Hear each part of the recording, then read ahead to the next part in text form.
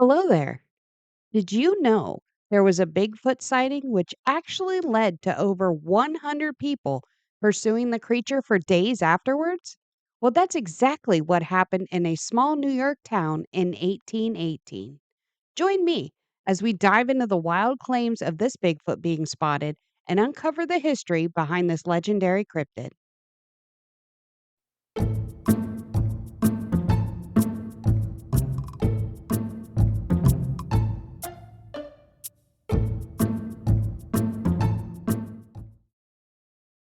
This Bigfoot story takes us to the quaint little town of Ellisburgh, New York.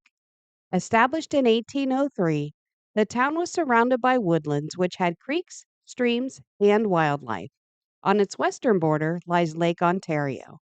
By the time of the sighting in 1818, it was home to over 20 families, and it's estimated from an 1820 census the surrounding area would have been home to several hundred people.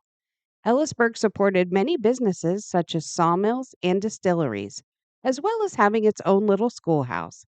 It was a bustling town by all accounts at that time. Before being settled, the land was home to the St. Lawrence Iroquois. Along with the Iroquois League of that time, they had their own oral histories and traditions of large creatures resembling what we now call a modern day Bigfoot. In their belief system, Bigfoot was seen as a spiritual being and played the role of a messenger who was sent by the Creator to warn humans to change their ways or else. The oral history of the Iroquois lends to the thought this creature may have existed long before settlers arrived. As we can tell from the brief history, the area would have been suitable for habitation by a Sasquatch type animal, with a large number of trees, water sources, and wildlife around. Combine that with the oral history predating settlers, it would seem all of the elements are there. But what about the source? The Long Island Star, or Long Island Star Journal, began its publication in 1809, and it covered much of the area we now know of as New York State. Like many papers of its time, it covered various areas of life, such as politics and society, as well as regional and local news. And on September 18th, 1818, it published an article about a Bigfoot sighting. And with that, let's get into the article.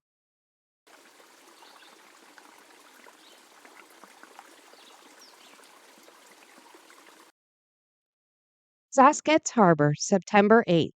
Report says that in the vicinity of Ellisburgh was seen on the 30th by a man of unquestioned veracity, an animal resembling the yoo-hoo or wild man of the woods. It is stated that he came from the woods within a few rods of this gentleman, that he stood and looked at him, then took flight in a direction which gave a perfect view of him for some time.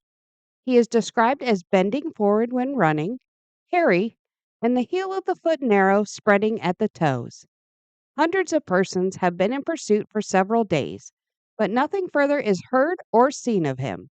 The frequent and positive manner in which this story comes induces us to notice it. We wish not to impeach the veracity of this highly favored gentleman, yet it is proper that such naturally improbable, if not impossible events should be established by the mouth of at least 2 to 3 eyewitnesses to entitle them to credibility. Let's discuss some highlights from the article. It is immediately stated that the creature resembles what we now refer to as Bigfoot. There was no questioning or speculation. The eyewitness seemed to know exactly what he was seeing. And how far was the man from the creature? Let's look at some measurements. A rod, an Old English measure of distance, is equal to 16.5 feet or 5.5 yards. So, as stated, it came within a few rods. We could roughly estimate that into 33 feet away. I feel with those measurements that the Bigfoot description could be highly accurate. It gives credibility to the detail of how the creature seemed to be bent when running, and the heel of the foot narrow, spreading at the toes. Last is the fact it was reported hundreds of persons have been in pursuit for several days. With the town growing and the overall harshness of life at the time, to have that many people looking for Bigfoot strikes me as very telling how seriously they took the sighting. Let me know what you think of the article down in the comment section. I am interested if you feel, as I do, that this seems a very credible source of history within the Bigfoot legacy. And with that, I thank you for your time and interest in the historical Sasquatch. Until next time.